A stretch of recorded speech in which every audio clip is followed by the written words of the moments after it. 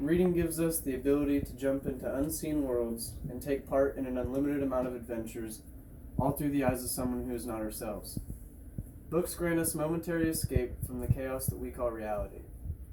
Andrew Perrin, research analyst for the Pew Research Center, states that 27% of Americans, as of 2015, have not read a book within the last year.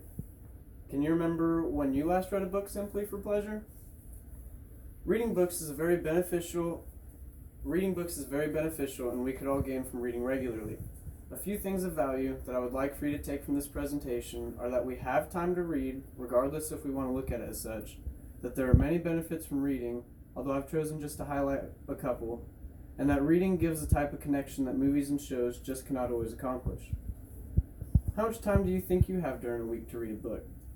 Some people are busy from sunup to sundown, and most of us use time as an excuse for not reading. Yet, we have more time to read than we might like to acknowledge.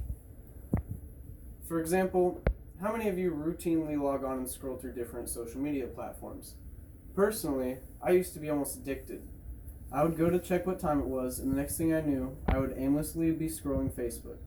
Once I became conscious of my impulses, though, I began to keep track of my time wasted online. What I discovered wasn't so much as shocking as it was a wake-up call. I spent upwards of 6 hours a week on Facebook, which is a lot of time that could be spent in other areas, such as reading. Social media aside, I know I personally have a few shows that I enjoy watching. Plus, I have a couple shows that I use to kill time. Sometimes I just don't have the time to dive into one of my shows, so I resort to one of my default shows in order to fill the gaps. I know I'm not the only one to do this, but honestly, killing time is the same thing as wasting time, so why not put it to good use instead of wasting it?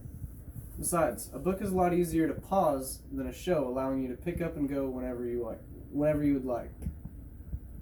Now that we've discovered some time slots we could repurpose for reading, let's discuss why it's a worthy time investment to do so. Reading offers much more than just endless entertainment, but many mental benefits as well. Try, an author of examinedexistence.com, states that reading does significantly expand your vocabularies in ways that you may not notice right away. It exposes you to and lets you uncover the context of words that you've probably never heard of before. Unlike when watching a show, when someone reads a word they don't know, they are more likely to look up the definition. In time, one begins to broaden the vocabulary they use in their daily lives. In 8 Science-Backed Reasons to Read a Real Book, an article written by Abigail Wise, she explained that, just like going for a jog exercises your cardiovascular system, reading regularly improves memory function by giving your brain a good workout.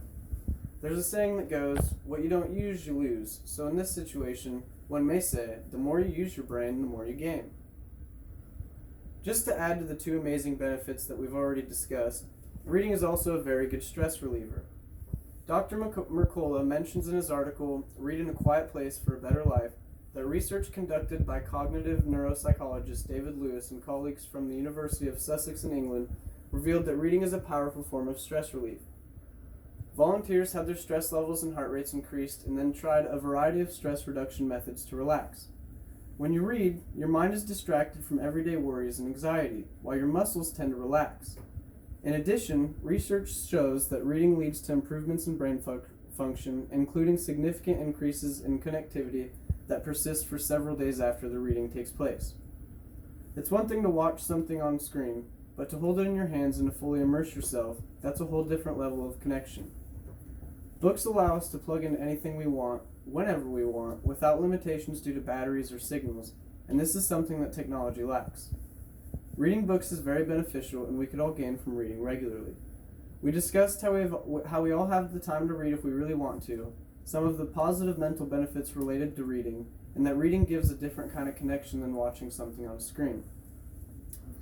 I want to end with a quote from my favorite author, Dean Koontz. We are an arrogant species, full of terrible potential, but we also have a great capacity for love, friendship, generosity, kindness, faith, hope, and joy. Thank you. And these are my 8 people if you round up.